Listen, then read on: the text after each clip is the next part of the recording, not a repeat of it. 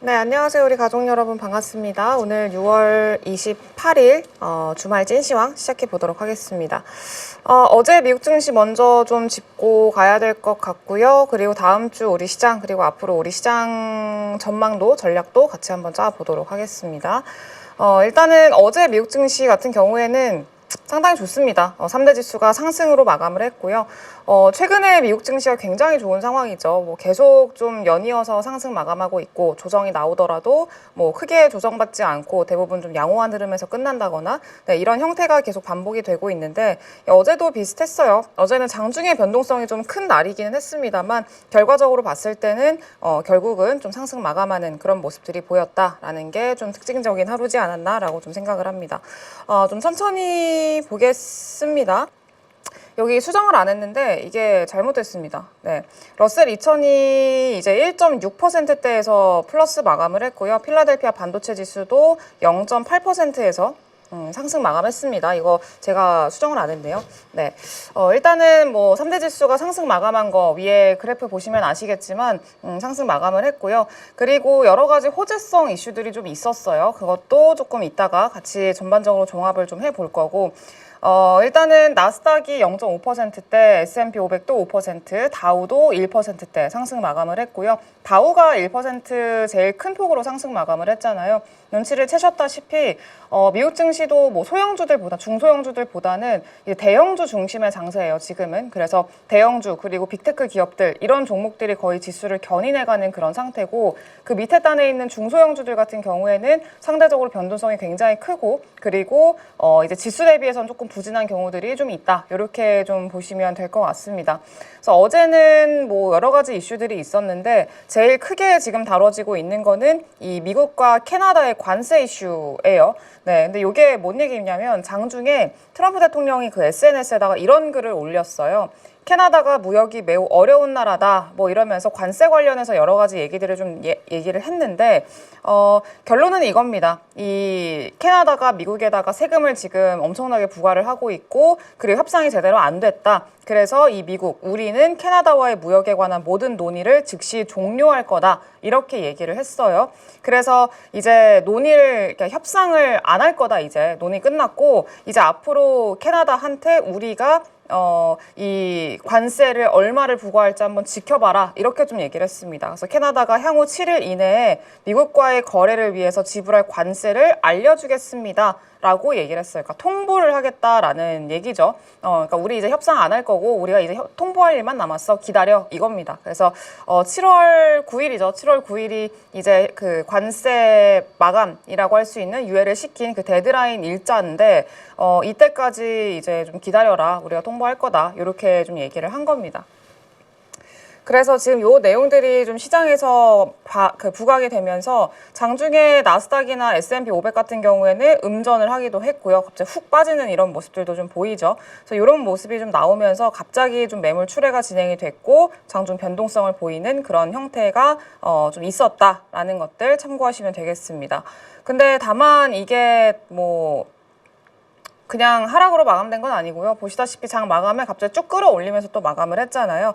최근에 미국 증시가 유동성이 상당히 풍부한 상황이고 유동성 장세예요. 그래서 수급적인 이슈로 인해서 이제 마지막에 쭉 끌어올리는 그런 형태로 마감이 됐다. 이렇게 보시면 되겠습니다. 그리고 조금 이런 형태에서 보시면 아시겠지만 미국은 지금 굉장히 호재에 예민한 그리고 안 좋은 뉴스도 조금 호재성 재료로 받아들이는 그러니까 배드 이즈 굿 이라는 그런 분위기가 형성이 돼 있는 그런 상황이기도 하고요. 어제도 여러 가지 경제 지표들이 좀 발표가 됐는데 물가 지수나 그리고 인플레이션 기대치나 그리고 소비자 심리 지수 이런 것들 소비자 지수 이런 것들이 좀 발표가 됐는데 최고의 투자 전문가들이 모여 실전 투자 전략을 제시하는 815랩을 오픈합니다. 815랩은 투자에 확신이 필요한 분들을 위해 실전 전략을 제공하는 프리미엄 서비스입니다. 새벽 글로벌 이슈, 필요한 것만 골라 전략으로 연결합니다. 자금 흐름을 분석하고 주도 산업과 핵심 종목을 미리 포착합니다. 정확한 매수 매도 타이밍 저희가 실전으로 잡아드립니다. 815 전문가들과 함께하면 주식 투자가 쉬워집니다.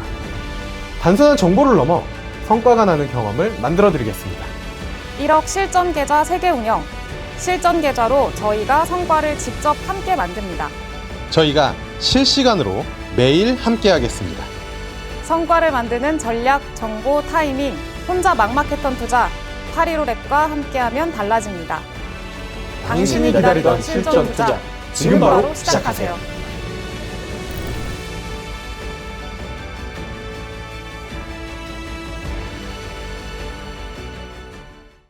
다 좀 무난하게 나왔어요. 근데 조금 안 좋게 해석할 수 있을 만한 내용들도 있기는 했거든요. 대표적으로 지금 물가지수가 예상치를 상회했습니다. 그래서 예상치 대비해서 조금 높게 나오는 결과가 있었고요. 소비지출 물가지수 이제 0.2였고 2.7이었고 그래서 기존에 예상을 했던 것보다 조금 더 높게 나오는, 그러니까 그 근원 PC랑 그 PCE 지수가 예상보다 높게 나오는 그런 이제 결과가 나왔는데도 불구하고 시장에서는 그렇게 크게 막 반영을 하지는 않았어요. 그래서 사실 PCE 물가지수가 되게 중요한 그런 시점이기도 했었는데 요거를 그냥 무난하게 넘겼다라는 게 조금 희한한 결과였다고 생각을 하고요. 좀 희한하다라고 생각을 했던 게 뭐냐면 이게 그 PCE 물가지수가 발표가 되고 나서 그 10년물 국채금리 있잖아요. 오히려 빠졌습니다. 엄청 많이 좀 급락하는 그런 모습들이 좀 보였었는데 보통은 물가가 높게 나왔다라고 하면은 금리 인하에 대한 기대감이 좀 후퇴하면서 10년물 국채금리는 좀 오르거든요. 근데 오히려 반대로 어제는 물가지수가 높게 나왔는데 이 국채금리는 하락하는 그런 좀 희한한 모습들이 보여가지고 시장이 확실히 좀 일반적인 생각보다는 조금 더 낙관적인 그런 평가를 하고 있구나라고 좀 느껴지는 그런 하루였다라고 좀 보고 있고요. 근데 이거 말고는 지금 미시간대 인플레이션 기대치도 예상치를 하회했고요. 그리고 소비자 지수, 소비자 심리 지수도 예상치를 그래도 좀 살짝 웃돌긴 했습니다만 나름 양호하게 그렇게 보이는 그런 형태로 나타났습니다. 뭐 심리지수가 높게 나오는 거는 상당히 좋은 거죠. 그래서 심리가 좋다는 거니까. 그래서 살짝 웃돌긴 했지만 그래도 상당히 좀 좋게 해석할 수 있을 만한 내용이다라는 것들 좀 말씀드릴 수 있을 것 같고요.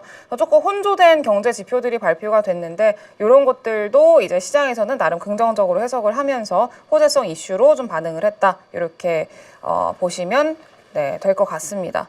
그리고 이제 장마감 직전에는 분기말 수급 효과, 그리고 옵션, 퀀트, 펀드 등의 수급이 집중된 일부 대형 기술주가 지수를 견인했다. 이렇게 좀 표현을 했는데 아까도 말씀을 좀 드렸다시피 수급적인 그 요소들이 지금 미국 증시를 좀 많이 이끌고 있는 상황이에요. 그래서 주로 대형주 중심으로 지금은 많이 강세를 보이고 있는 그런 상황이고요.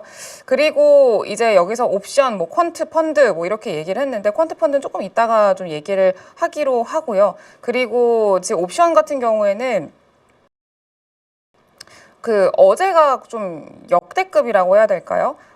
올해 최대 규모의 옵션 만기라고 하더라고요. 그래서 미국 같은 경우에도 즉 그 주식 시장도 있죠. 그리고 비트코인도 있죠. 그리고 이더리움 옵션도 전부 지금 최고치라고 이제 하더라고요. 그래서 이제 이런 것들이 한 번에 좀 마감이 되는 그런 일자여서 변동성이 더 클 수밖에 없는 하루였다. 이렇게 보시면 되겠습니다. 그래서 이런 좀 수급적인 요인들로 인해서 장 마감에 조금 이제 변동성이 크게 그리고 딱 끌어올리면서 마감을 했고요. 그래서 미국은 지금 여전히 계속 좋은 그런 상황이고 상당히 좋습니다. 뭐 전체적으로 종목들의 흐름들을 좀 보면은 보시다시피 뭐 중간중간 빨간불이 있기도 합니다만 대부분 좀 초록불을 켜고 있는 상황이고 엔비디아라던가 뭐 아마존, 구글 이런 이제 대형주 중심으로 상당히 강한 흐름들이 좀 보여지고 있다라는 게 특징적인 시장이라고 보시면 되겠습니다.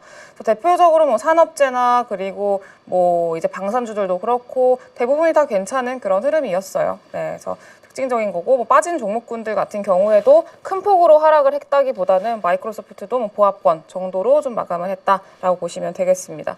근데 이게 팔란티어가 어제 조금 많이 빠졌거든요. 팔란티어가 또 나름 한국 그 서학개미들의 가장 또 탑픽 종목이기도 했었고 많은 분들이 관심을 가지고 있는 종목 중에 하나인데 이 팔란티어 테크놀로지가 어제 9% 넘게 급락을 했어요. 굉장히 좀 혼자서 시장 뭐 악재 있나 싶을 정도로 빠졌는데 뭐 악재가 딱히 있지는 않았습니다. 근데 왜 빠졌냐면 좀 추측을 하기로는 그 FTSE 그 러셀 지수 리밸런싱이 진행이 됐거든요. 그래서 아마 그 영향이지 않을까라고 좀 생각을 하는데 지금 그 러셀 1000 지수 중에서 그 하위 종목들이 있잖아요. 하위 종목들을 이렇게 모아놓은 러셀 미드캡 지수가 있거든요. 근데 거기에 포함된 종목이 이제 팔란티어인데 이번에 그 리밸런싱에서 그 업그레이드가 됐어요. 대형주, 그러니까 상위 100등까지 이제 상위 100등이 200개일 거예요. 그래서 200개 안에 포함되는 대형주, 네, 거기로 이제 편입이 되면서 미드캡 지수에서 제외됐습니다. 그러면서 거기 미드캡 지수를 추종하는 그런 자금들이 빠져나간 거죠. 네, 그러면서 기관들이 좀 그런 기관들의 자금들이 매도가 되면서 이번에 급락을 했는데 이거는 그 수급적인 이유로 급락을 한 거기 때문에 이렇게 급락하면은 계속 관심 있게 보셔야 될 것 같아요. 네, 그래서 주가적인 위치에서 상당히 좀 메리트 있는 그런 자리를 또 이제 줄 수가 있기 때문에 계속 관심은 좀 필요하다. 접점 잡으실 분들은 다음 주부터 계속 좀 지켜보시면 좋지 않을까 이렇게 좀 생각이 듭니다. 팔란티어도. 네, 그래서 이거는 참고로 좀 말씀을 드려봤고요. 그리고 네. 그래서 어제 미국 증시는 좀 그랬다라고 간단하게 좀 짚고 넘어가겠고, 한국 지수와 관련된 ETF는 현재 마이너스 1%대 하락 마감을 했고요. 그리고 MSCI 신흥지수 ETF도 마이너스 0.3%대 하락 마감했고, 야간 선물 같은 경우에도 마이너스 0.2%대로, 0.02%대로 강보합이긴 합니다만 대부분 다 마이너스권을 기록을 했고요.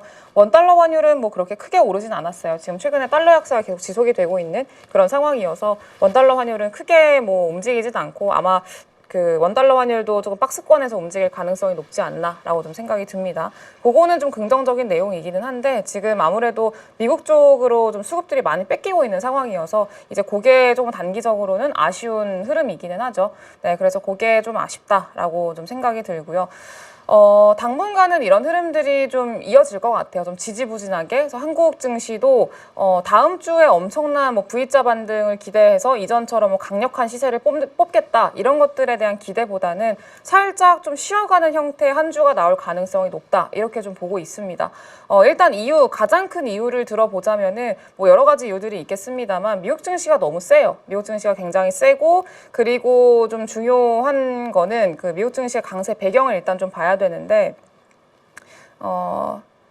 일단 먼저 미국 증시의 영향이 제일 크다라고 좀 보고 있는데 미국 증시가 강세 배경이라고 좀 말씀을 드려놨어요. 최근에 센 이유가 여러 가지가 좀 있습니다. 되게 많죠.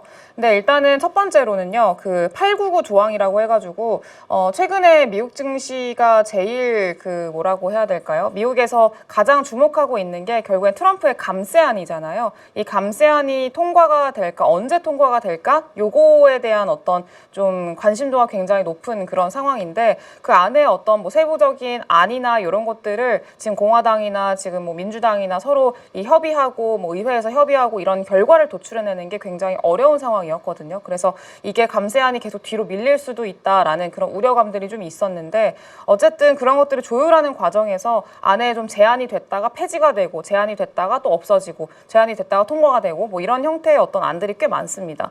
근데 이번에 트럼프 예산안 중에서 요 내용이 좀 있었어요. 899 조항이라고 해가지고 미국의 외국인 투자자에게 부과하는 강력하게 그 세금을 부과하겠다라고 얘기를 했었거든요. 이전에 그 주말 찐시황에서도 한번 다뤄드렸던 내용이기도 해요. 네, 근데 어쨌든 이런 그 미국의 외국인 투자자한테 그러니까 미국 증시에 투자하는 외국인 투자자들이죠. 외국인 투자자들이 미국 증시에 투자를 했다가 돈을 벌어가면은 거기서 이전보다 훨씬 더 많은 세금을 내야 되는 그런 899 조항이라는 게 이번 예산안에 포함이 됐었는데 그게 폐지가 됐습니다.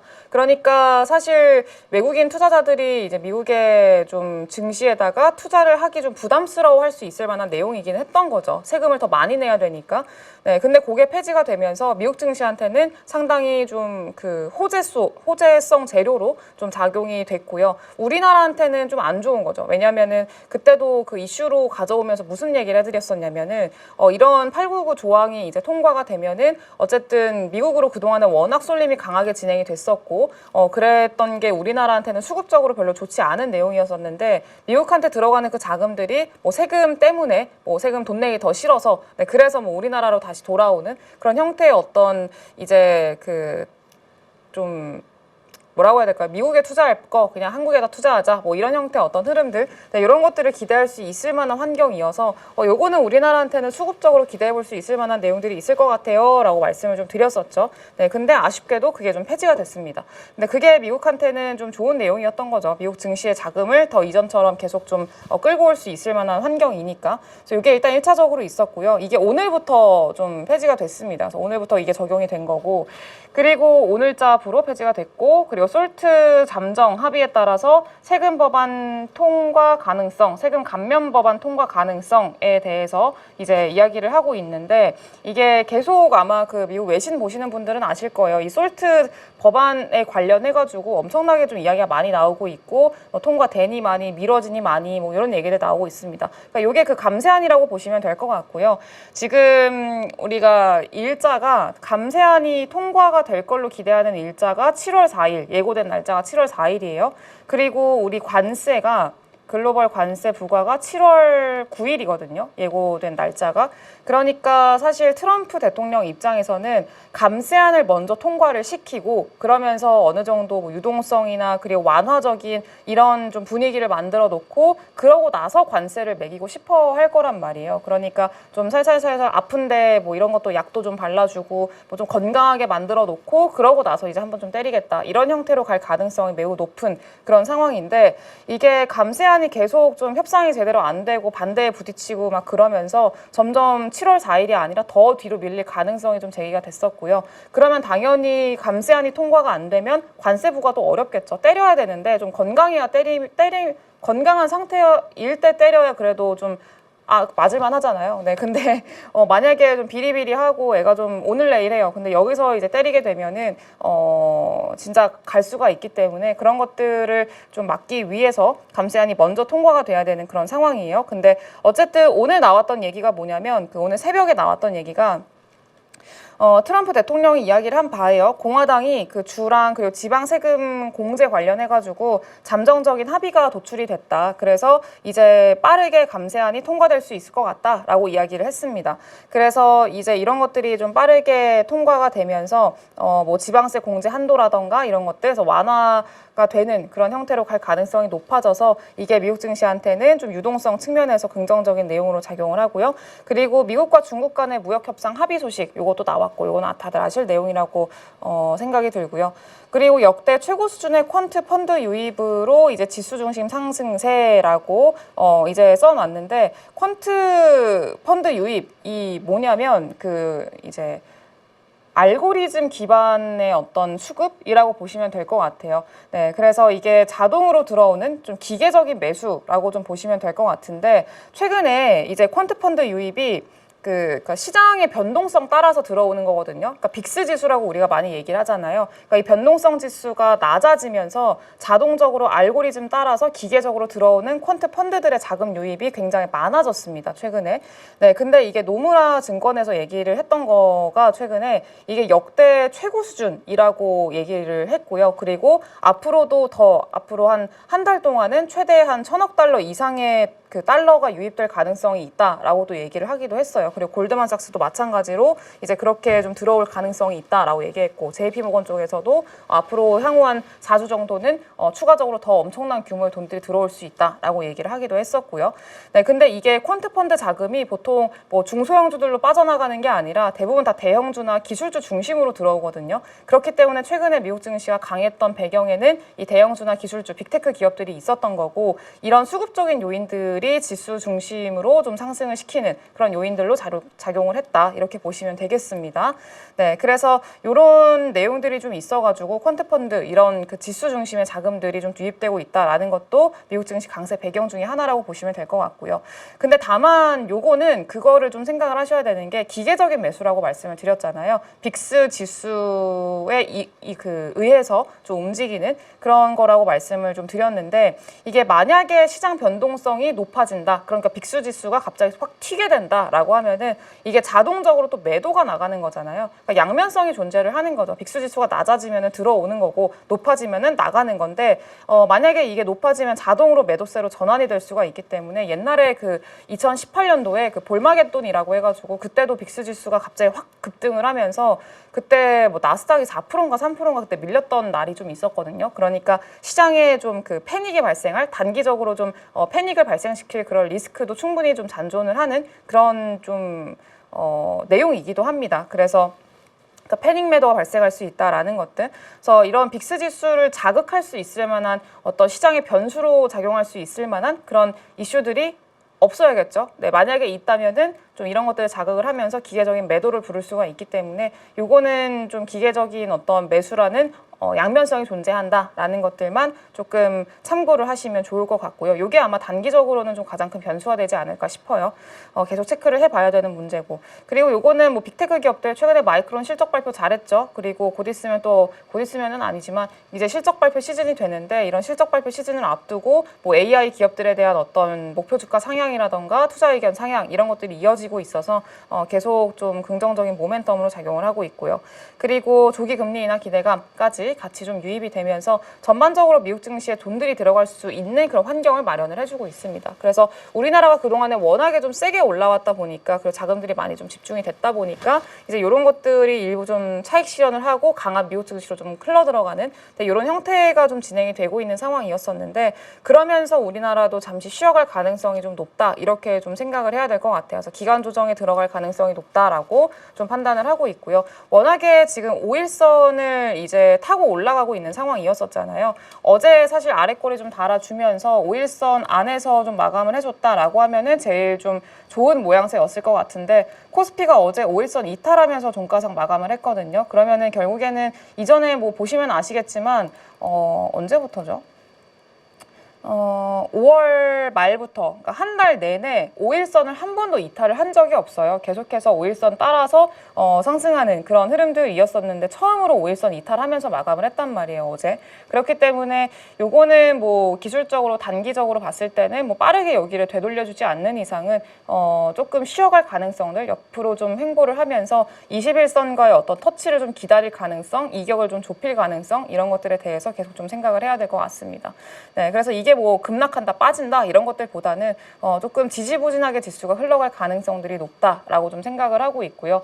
다만 여기서 좀 우리 시장에 다시 한번 호재성으로 작용할 수 있을 만한 거는 첫 번째로 시기적으로 생각을 했을 때는 관세 관련해서 협상이 진행이 되는 것들 그리고 그러면서 이제 시가총액 대형주들 반도체나 자동차 이쪽에서의 불확실성이 일부 좀 해소가 되면은 이쪽들이 좀 다시 땡겨줄 가능성이 높겠죠. 그래서 이쪽들에 대한 기대감 있고요. 그리고 두 번째로는 제일 큰 건 당연히 상법 개정이 있을 거예요. 다음 주 안에 이제 아마 좀 통과될 가능성이 높지 않겠나라고 좀 생각이 드는데 뭐 상법 개정은 통과될 가능성은 매우 높고요. 통과가 되고 그리고 그 이후에 뭔가 좀 강력한 좀 코멘트라던가 이런 것들이 추가적으로 있게 된다라고 하면은 아마 더 이제 시장에서는 환호하지 않을까라고 좀 생각이 듭니다. 그래서 이제 이런 것들이 핵심 좀 변수가 되고 있기 때문에 그런 일정들을 좀 기다리면서 그때까지는 시장의 어떤 좀 흐름들을 좀 지켜보시는 게 좋지 않을까 이렇게 좀 생각이 들어요. 일단 배경 설명을 좀 살짝 드려봤고 그러면은 그 시간 동안에 우리가 어떤 거에 좀 주목을 해야 될까라고 한다면 이제 좀 쉬어가는 구간들이 있을 가능성이 높다고 말씀을 드렸잖아요. 그럼 쉬어가는 구간에서는 우리가 그 이후에 쉬어가는 구간이 끝나고 나서 우리 시장을 좀 주도할 수 있을 만한 섹터들에 일단 1차적으로 관심을 가져봐야 되고요. 그리고 두 번째로는 조금 짧게 봤을 때는 또 실적 시즌이라고 말씀을 드렸잖아요. 2분기 실적 시즌. 그러니까 2분기 실적 시즌으로 들어가면서 실적에 대한 기대감이 있는 종목들, 숫자가 찍히는 종목들에 대한 관심도는 높아질 수밖에 없습니다. 항상 그래 왔고요. 실적 시즌에는 숫자가 나오는 종목들 중심으로 좀 관심이 쏠리는 그런 형태가 많았었기 때문에 이번에도 비슷한 흐름일 가능성이 높다. 그리고 워낙 또 쉬어가는 흐름이기 때문에 전체적으로 지수가 좀 과열이 멈추고 진정이 되고 좀 조용한 상황이면은 또 이제 이런 실적이 있는, 실체가 있는 종목들에 대한 어떤 그 수급적인 쏠림이나 이런 것들도 기대해 볼 수 있을 것 같아요. 근데 이번에 그 KB증권에서 어제 리포트가 나왔는데 되게 좀 정리를 잘 해 주셔가지고 요거를 일단 좀 가지고 왔습니다. 2분기 실적이 좀 잘 나올 걸로, 그리고 추정이 상향되고, 그리고 추정 편차 상위에 있어서 실적 서프라이즈가 기대가 되는 종목군에 대한 정리를 좀 해놓은 내용들이 좀 있었습니다. 뭐 디테일하게는 뭐 증권사 리포트 한번 찾아서 읽어보시면 더 도움이 될 거고요. 일단은 중요한 거는 뭐 종목들이니까 종목들을 일단 먼저 가지고 왔습니다. 근데 이게 추정 상향이랑 추정 편차 상위라고 하는 게 뭔 얘기냐면 그 실적 시즌이 다가오면은 애널리스트들이 이제 숫자를 계산기를 이렇게 두들기잖아요. 실적이 잘 나올지 안 나올지 프리뷰도 내놓고 뭐 그렇게 하는데 여기서 얘기를 하는 거는 실적 시즌이 다가오면 애널리스트들의 의견이 점점 이렇게 하나로 모이는 경향들이 있대요. 그러니까 사실 뭐 그럴 수밖에 없죠. 하나의 어떤 결과가 있고 그거에 대한 추정치에 가까워지는 거니까 그렇게 모이는 경향이 있다고 합니다. 그래서 초반에는 각자 좀 다양한 추정치를 내놓기는 하는데 실적 발표가 가까워질수록 이 예상하는 수치가 점점 비슷해진다는 거죠. 네, 그래서 이런 것처럼 좀 예상치의 차이라고 하는 게 편차라고 볼 수가 있는데 이 편차가 줄어드는 건 좀 이렇게 많은 종목에서 반복되는 현상이라고 보시면 될 것 같아요. 근데 이 의견의 다양성 자체가 주가 흐름과도 연관이 좀 있대요. 그래서 이전에 좀 데이터나 이런 것들을 보면은 애널리스트들 사이에서 의견이 되게 극단적으로 갈렸던 경우들이 있잖아요. 이 편차가 되게 컸던 그런 시기가 코스피가 크게 떨어진 직후인 경우가 되게 많았다고 합니다. 그리고 뭐 추정치의 편차가 주가보다 2분기 정도 더 늦게 따라 움직이는 경향들도 있었고, 그러니까 이제 그 결론적으로 얘기를 하면은 주가가 먼저 떨어지고 그 다음에 애널리스트들이 불확실하다라고 하면서 각자 다른 예측을 내놓는다라는 거죠. 그래서 이런 것들을 좀 보면은 추정치의 편차가 단순히 어떤 숫자의 차이를 넘어서 시장의 불확실성을 보여주는 지표로 좀 볼 수도 있다라고 좀 생각이 들어요. 근데 실제로 그 편차가 크면 클수록 발표된 실적이 이제 예상과 크게 엇나가는 경우들이 많았어요. 근데 그건 당연한 거라고 보시면 될 것 같은데, 근데 이게 엇나간다는 게 완전히 뭐 안 좋게만 볼 수가 없는 게 엇나간다라는 거에서는 어닝 서프라이즈가 될 수가 있고요. 어닝 쇼크가 될 수 있겠죠. 그러니까 쇼크일 가능성도 있지만 어닝 서프라이즈가 나올 가능성도 이제 충분히 있다는 거고, 어닝 서프라이즈가 나오게 되면은 그만큼 또 주가의 상승 탄력이 굉장히 좋기 때문에 이제 예측이 엇갈릴수록 평균 예상에서 벗어나는 결과가 나오는 가능성이 많아지고 그럴수록 주가상의 어떤 반응도 커진다라는 겁니다. 네, 그래서 지금 이런 편차가 넓은 그런 종목들, 그리고 추정이 상향되면서 당연히 뭐 어닝 쇼크를 고르면 안 되니까, 편차만 크다고 고르면 안 되니까 추정 상향이 되면서 편차가 커서 어닝 서프라이즈에 대한 기대감이 높은 그런 종목들을 이제 추린 거예요. 예상치보다 더 높게 나올 걸로 좀 가능성이 있는 그런 종목들을 추리신 건데, 일단은 뭐 소재 산업재 유틸리티 쪽에서는 하나솔루션, BHI, 풍산, 일진전기, 현대로템, 하나오션, 뭐 LIG 넥스원, 한국전력 이런 종목들 좀 추려놨고요. 소비재랑 바이오 쪽에서는 롯데 관광개발, 스카이라이프, 이마트, 현대백화점, 원택 이런 종목들. 근데 뭐 사실 여기서 짚은 종목군들이요, 대부분 다 많이 최근에 오르고 있는 종목들 중에 하나예요. 네, 그래서 종목들이기도 해요. 그래서 뭐 아시겠지만 일진전기는 어제도 슈팅해서 뿜어냈죠. 그리고 뭐 현대로템, 뭐 LIG 넥스원 이런 종목들은 워낙에 그동안에 많이 올랐었고, 네, 그렇기는 한데 뭐 한국전력도 마찬가지고요. 근데 이런 종목들이 지금 현재 그렇게 해당이 된다라는 것들 참고하시면 될 것 같고, 증권사 쪽에서는 미래에셋증권이랑 한국금융지주, 그리고 IT에서는 RFHIC, 최근에 뭐 방산이랑 뭐 이것저것 많이 엮여가지고 상승이 좀 꽤나 많이 나왔던 종목 중에 하나죠. 바닥에서 돌리고 있는 종목 중에 하나고, 이스페타시스나 리노공업 이런 그 반도체 기업들도 최근에 리포트 굉장히 많이 나오기도 하고요. 그리고 자리도 되게 예쁘게 잘 만들어 놓고 있는 기업들이기도 하거든요. 그래서 이런 것들도 계속 관심 있게 보시면 좋을 것 같고요. 이 중에서 너무 많이 오른 종목들이 아니면서 바닥권에서 돌리고 있는 그런 종목들 쪽에서 좀 관심을 가져보시면 될 것 같고, 특히나 하나솔루션 같은 경우에는 2분기 실적이 되게 중요하기는 해요. 그래서 1분기 실적에 대한 기대감으로 바닥에서 턴을 했다가 이제 실적이 예상보다 안 좋을 수도 있다라는 그런 좀 그 미국의 보조금이 좀 취소되기도 하고 이런 것들 때문에 급락이 나왔었고 아직까지 회복을 못하고 있는 시점인데, 이 하나솔루션도 거기에 해당되는 종목 중에 하나다라는 점을 보면은 좀 관심 있게 보셔야 되지 않을까 싶습니다.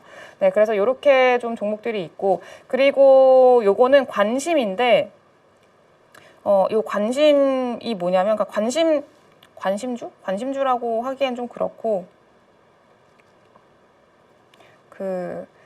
최근에 컨센서스의 방향이 좀 뚜렷하지 않은 거죠. 컨센의 방향이 뚜렷하지 않아가지고 서프라이즈랑 쇼크랑 이거를 예측하기는 어렵다라는 거예요. 예측하기는 어렵지만 추정 편차가 커가지고 어쨌든 좀 예상치에 벗어나는 극단적인 결과가 나올 수 있다라는 그런 종목들이라고 보시면 될 것 같아요.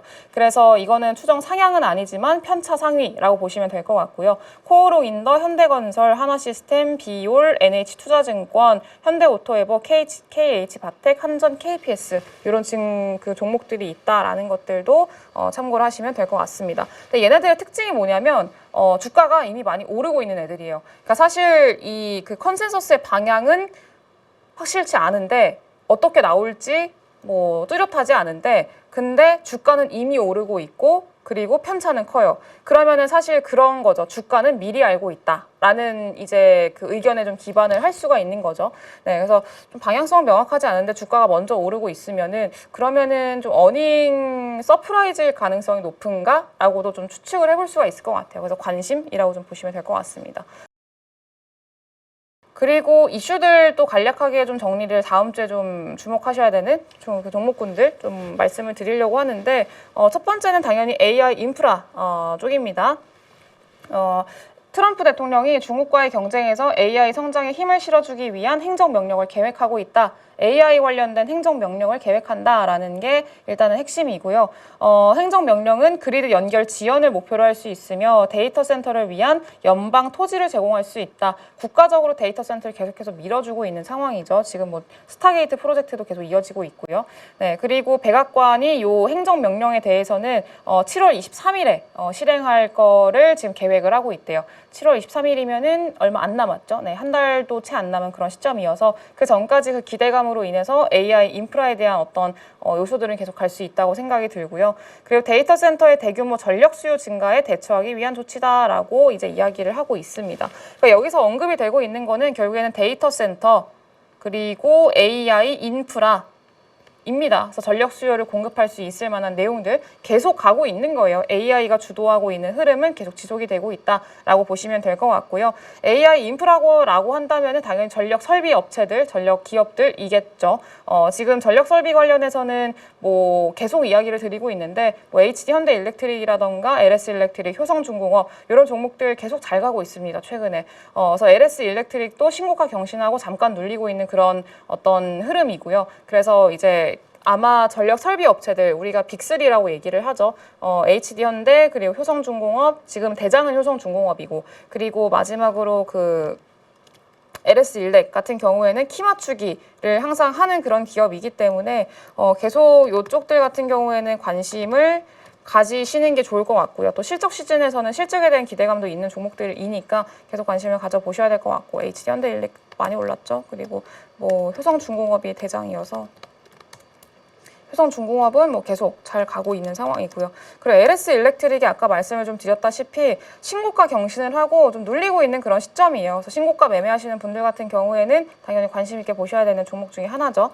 그리고 그 밑에 단에서 중소형주들 같은 경우에도 산일전기도 마찬가지로 신고가 경신을 하고 여기서 지금 자리 만들고 있는 구간이거든요. 네, 그래서 전고점 돌파하고 좀 지지 받쳐주고 어제 또 반등 나와서 다시 한번 지지를 확인시켜주는 자리고요. 그리고 일진전기 같은 경우에도 마찬가지로 지금 신고가 어제 경신을 더 했네요. 네, 그래서 종가상으로도 아예 이제 꽉 채운 캔들 만들어내면서 신고가 만들어냈습니다. 그래서 여기서도 아마 일진전기가 이제 2분기 아까 그 실적 서프라이즈에 대한 기대감이 있는 종목 중에 하나로 또 이제 편입이 돼 있었잖아요. 그래서 이런 것들도 있고, 그래서 일단 전력 설비 관련된 종목군들은 전반적으로 다 키 맞추기를 하고 있고, 다 신고가 경신을 하고 있는 상황이어서 또 자리 자체도 좀 탄력적으로 움직일 수 있을 만한 구간에 진입을 했기 때문에 이 전력 설비들은 계속 관심 있게 보셔야 될 필요가 있다. 이렇게 좀 생각을 하고 있고요. 그리고 뭐 우리나라의 그 에너지 고속도로 관련해가지고 뭐 LS 마린 솔루션이라던가 친환경 에너지 관련된 종목들이 있잖아요. 전력 설비뿐만이 아니라 이런 전력 수요가 증가하고 있으면 이 수요를 조달할 수 있을 만한 대체 에너지 원이 필요해요. 이런 건 당연히 뭐 그 가스 쪽도 될 거고요. 그리고 이 원전도 될 거고요. 거기에 신재생 에너지들, 태양광, 풍력, ESS 이쪽들도 다 해당이 되겠죠. 뭐 ESS 관련해서는 그 SK 이터닉스 이런 종목들을 항상 좀 말씀을 많이 드려왔었는데 SK 이터닉스가 좀 아쉬웠던 게 블록딜 때문에 좀 빠졌어요. 근데 본업으로 인해서 빠진 건 아니기 때문에 아마 다시 돌림이 나오는 그런 구간들이 분명히 있을 거라고 생각이 들고 여기서 이제 좀 돌림이 나올 수 있을 만한 구간까지 또 내려오긴 했거든요. 거의 다 많이 내려왔습니다. 23,000원대까지 좀 진입을 하게 된다라고 하면은 돌림을 충분히 기대해 볼 수 있을 만한 구간이라고 생각이 들고요.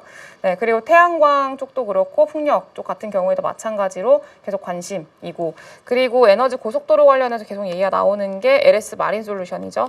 LS 마린 솔루션도 계속 신고가 경신을 하면서 움직임이 계속 나오고 있는 상황이어서 계속 관심이고요. 그리고 대한전선 또 마찬가지로 최근에는 좀 고점 대비해서 밀리고 있는 그런 상황이기는 한데 2개월 좁히고 있는 과정이라고 생각이 들어요. 다시 돌림이 나오는 캔들이 좀 축소가 되는 그런 형태의 움직임이 나오면은 한번 그때도 관심을 가져보시면 될 것 같습니다. 근데 사실 대한전선보다는 앞서 말씀드린 전력 설비 쪽들 아니면 LS 마린 솔루션 요 정도 지금 보시는 게 좋을 것 같아요. 그리고 태양광이나 그리고 ESS 이쪽들 좀 보시는 게 좋지 않겠나 이렇게 좀 생각이 듭니다. 그리고 AI 관련해서는 AI 소프트웨어나 그리고 AI 기업들 계속 저는 기대해야 된다고 봐요. 그리고 AI 인프라라고 한다면 당연히 반도체에 들어가는 뭐 AI 그 HBM에 좀 그 뭐라고 해야죠? HBM 쪽으로 집중이 돼 있는 그런 종목들 비중이 높은 뭐 SK 하이닉스라던가 한미반도체나 이런 종목들도 여전히 이제 추세 자체는 계속 따라갈 수 있을 만한 환경이라고 좀 생각을 합니다. 그래서 여전히 HBM 그리고 AI 쪽에 좀 많이 집중되어 있는 종목들 중심으로 지금은 보시는 게 좋다라고 좀 말씀을 드려볼 수 있을 것 같고요. 두 번째로는 10년 이상 100조 원 규모로 바이오랑 첨단 반도체 키울 전담 펀드 나온다라는 내용이 어제 좀 보도가 됐어요. 그래서 이것도 정부 정책이라고 보시면 좋을 것 같은데 이게 첨단 반도체 같은 경우에도 당연히 호재성 이슈인데 바이오가 여기 포함이 됐습니다. 네, 그래서 100조 원 규모로 10년 이상 시간과 돈을 들여서 이제 산업을 키우겠다라고 얘기를 했고요. 그래서 바이오 관련된 내용들이 조금 나왔어요. 근데 어제 보로노이가 장 마감하고 나서 그거 했더라고요. 그 뭐라고 하죠? 전환사채 12발행, 12발행 500억 규모로 12발행을 결정을 했다라는 공시를 좀 띄웠습니다. 네, 근데 보통 제약바이오 기업들이 이렇게 12발행을 하면은 좀 오르는 경우들도 꽤 있긴 하거든요. 네, 그래서 어쨌든 자금 확보를 해가지고 워낙 좀 제약바이오 기업들이 돈이 없으니까 이렇게 12발행 해가지고 돈 확보하면은 그걸로 더 이제 연구개발해서 성과 내지 않을까에 대한 좀 기대감이 생기는 건데 좀 시장 분위기에 따라 달라요. 뭐 발행하면 급락하는 경우도 있고 오르는 경우도 있고 근데 제약바이오 쪽은 긍정적으로 해석하는 경우가 다른 산업들 대비해서 더 많기는 합니다. 네, 근데 어쨌든 보로노이가 공시가 나오고 나서 한 7%대 급등하면서 좀 마감을 했고요. 어제 그 통합거래소 쪽에서 근데 보통 보로노이가 먼저 좀 올랐었잖아요. 제약바이오 쪽에서. 그래서 이거를 미리 반영을 해서 올랐다라고 하면은 다음 주 월요일 날에는 이제 좀 단기적인 차익 실현이 될 가능성이 높기는 합니다만 다만 바이오 펀드 이런 얘기들이 이제 나오고 있어가지고 제약바이오 쪽들은 아마 다음 주에 조금 더 이제 기대감, 그러니까 정책상으로 좀 기대감이 있는 상황, 형성이 된 상황이기 때문에 더 연속성을 끌고 갈 수 있지 않을까라고 좀 생각이 듭니다. 그래서 보로노이랑 리가캠 네, 지금 상당히 좋죠. 네, 그래서 지금 뭐 ABL 우리가 알고 있는 이런 대형 기업들, 뭐 플랫폼 기업들, 알테오젠, 보로노이, 리가캠, ABL 바이오 요 정도만 지금은 좀 보시면 되지 않을까 싶습니다. 뭐 유한양행도 많이 또 빠졌는데 여기서 어쨌든 바닥을 잡고 있어서 아직까지 추세 전환을 하지는 못했거든요. 여기서 조금 더 올라온다라고 하면 추세 전환에 대한 기대감까지 또 가져갈 수 있기 때문에 이 정도 좀 관심 있게 보시면 될 것 같습니다. 뭐 다른 작은 바이오 기업들 같은 경우에는 뭐 말씀드리기 좀 그렇고요. 그리고 또 로봇 요거는 원전 관련된 로봇이긴 한데 그 원전에서 체르노빌 원전에서 보스턴 다이내믹스의 로봇계를 운용을 한대요. 네, 운용을 했었대요. 그래서 우리나라 원전 1호기 그 해체도 이제 승인이 됐잖아요. 그래서 여기에도 로봇계가 이제 운용이 되지 않을까에 대한 기대감으로 인해서 로봇주들도 같이 좀 원전 관련해서 좀 모멘텀이 생겼다라고 보시면 될 것 같은데 그냥 요거는 뉴스의 핑계로 솔직히 말하면 가지고 온 거고요. 저는 로봇주들이 이제 좀 기지개를 펼 수 있을 만한 성장주 중에서 제일 안 오른 게 로봇주예요. 그래서 이제 지금 로봇주들은 다들 자리를 잡고 있는 구간이고 다시 한번 좀 어쨌든 전체적인 글로벌 방향성 자체는 굉장히 명확한 산업 중에 하나이기 때문에 레인보우 로보틱스가 제일 부진하긴 합니다만 레인보우 로보틱스부터 해가지고 뭐 K 휴머노이드 로봇, 뭐 협의체 뭐 이런 것들이 최근에 얘기 나오고 있잖아요. 그래서 레인보우 로보틱스 중심으로 뭐 이제 제일 제가 많이 말씀드리고 있는 건 로보티즈. 네, 로보티즈 제일 좀 실체가 있으니까 뭐 하이젠 R&M 이런 종목들 중심으로 지금은 보시고요.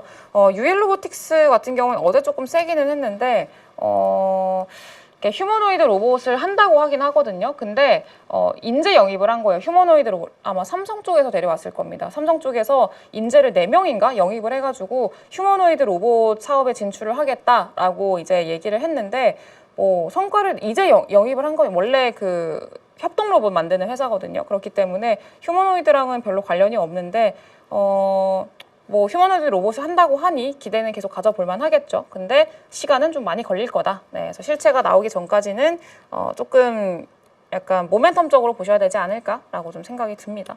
네, 그래서 그렇게 보시는 게 좋을 것 같고요. 그리고 마지막으로 부동산 관련해서인데 이번에 정부가 그 되게 부동산 규제를 좀 꽤나 강력하게 내놨잖아요. 어제 좀 나왔던 것 같은데 근데 그럼에도 불구하고 부동산 가격이 굉장히 빠르게 오르고 있습니다. 부동산 가격이 빠르게 오르고 있고 그리고 우리나라가 또 이제 최근에 정책상으로 뭐 재건축이라던가 그리고 공급 전략이라고 하는 게 아닌데 공급 계획들 이런 것들 계속 좀 내놓고 있는 상황이었잖아요. 그리고 하반기에는 유동성에 대한 기대감, 금리 인하에 대한 기대감, 그리고 지금 우리 뭐 추경이라던가 이런 것들의 기대감 여전히 좀 있는 상황이기 때문에 건설 업황 자체는 계속 긍정적인 상황이라고 저는 생각이 들고요. 뭐 현대건설이나 대우건설, HDC, 현산 뭐 이런 기업들 대부분 DLENC 이런 기업들 대부분 다 최근에 좋은 흐름이고 요거는 조금 더 연속성 있지 않을까라고 좀 생각이 듭니다. 그리고 여기에 플러스로 건설 기계 쪽들, HD 현대 인프라코어나 HD 현대 건설기계나 그리고 뭐 대북주까지 같이 엮여 있는 뭐 현대 코퍼레이션이나 뭐 현대 엘리베이터 뭐 이런 종목군들 있잖아요. 근데 그런 종목군들 같은 경우에는 저는 계속 좋다고 좀 생각이 들거든요. 그래서 이런 쪽들 계속 좀 관심 있게 보시면 좋을 것 같고 여기에 이슈로 넣지는 않았는데 대북 관련해서도 좀 뉴스들이 있었어요. 주말 사이에 아마 다음 주 월요일 날 저희 아침 아침 시황에서 이슈 똑똑 시간이 있죠. 그거를 지금 김영철 대표님께서 해주고 계시는데 아마 그 시간에도 좀 언급을 드리지 않을까라고 좀 생각이 들어요. 대북 관련된 이슈가 있습니다. 그래서 대북 관련돼서 이제 관련된 모멘텀은 계속 있으니까 계속 지속 관심을 좀 가져보자 이렇게 좀 말씀을 드리겠습니다. 관련된 종목들이나 이런 것들은 저희가 아침에 또 8.15 랩을 통해서도 말씀을 또 많이 드리고 있고 그리고 또 이렇게 이제 탑픽도 선정을 해드리고 있기 때문에 그거는 좀 참고를 해주시면 될 것 같습니다. 네, 그래서 지금 종목들이 워낙에 좀 많은데 여전히 모멘텀적으로는 기대가 있어서 지금 이 건설 관련된 것들 그리고 뭐 로봇 관련된 것들 그리고 바이오나 그리고 AI 인프라 이쪽들 같은 경우에는 하반기에 계속 좋을 거라고 좀 생각이 들어서 이것들은 계속 관심 가져보자 이렇게 좀 말씀드리고요. 실적까지 이제 오늘 체크 좀 해봤습니다.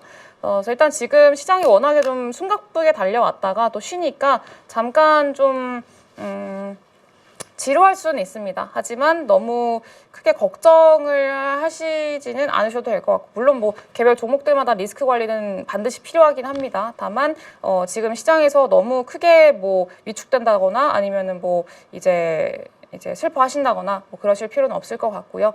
지금 시기에 조금 쉬어가는 시기를 같이 또 공부하고 이 안에서 좀 종목 선정도 하고 그런 시기로 잘 활용을 하시는 게 좋지 않을까 이렇게 좀 생각이 들어요. 네, 저는 또 다음 주 월요일 날 또 돌아오도록 하겠습니다. 주말 잘 보내시고요. 식사 맛있게 하시고요. 다음 주에 뵙겠습니다. 감사합니다. 최고의 투자 전문가들이 모여 실전 투자 전략을 제시하는 8.15 랩을 오픈합니다. 계좌 수익이 멈췄다면 지금이 변할 타이밍입니다. 혼자 하는 투자, 이제는 위험한 선택입니다. 뉴스도 이슈도 확인했지만 계좌는 여전히 제자리입니다. 진짜 돈 되는 정보만 골라서 핵심만 받고 싶지 않으신가요? 새벽 글로벌 이슈 필요한 것만 골라 전략으로 연결합니다. 자금 흐름을 분석하고 주도 산업과 핵심 종목을 미리 포착합니다. 정확한 매수 매도 타이밍 저희가 실전으로 잡아드립니다. 8.15 전문가들과 함께하면 주식 투자가 쉬워집니다.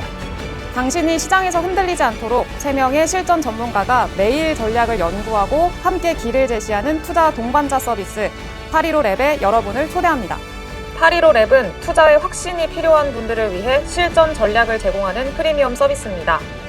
단순한 정보를 넘어 성과가 나는 경험을 만들어 드리겠습니다. 복잡한 투자 저희와 함께하면 쉬워집니다. 1억 실전 계좌 3개 운영, 성과 실명 공개, 장전, 장중, 장 마감까지 하루 3번 리포트, 그리고 실시간 전문가 포트폴리오 공유까지. 저희가 실시간으로 매일 함께하겠습니다. 당장 돈 되는 정보만 엄선해서 알려드립니다. 실전 계좌로 저희가 성과를 직접 함께 만듭니다. 혼자 투자하시는 시대는 끝났습니다. 이제 함께 성공 투자합시다. 성과를 만드는 전략, 정보, 타이밍, 혼자 막마켓턴 투자, 8.15랩과 함께하면 달라집니다. 당신이 기다리던 실전 투자, 지금 바로 시작하세요.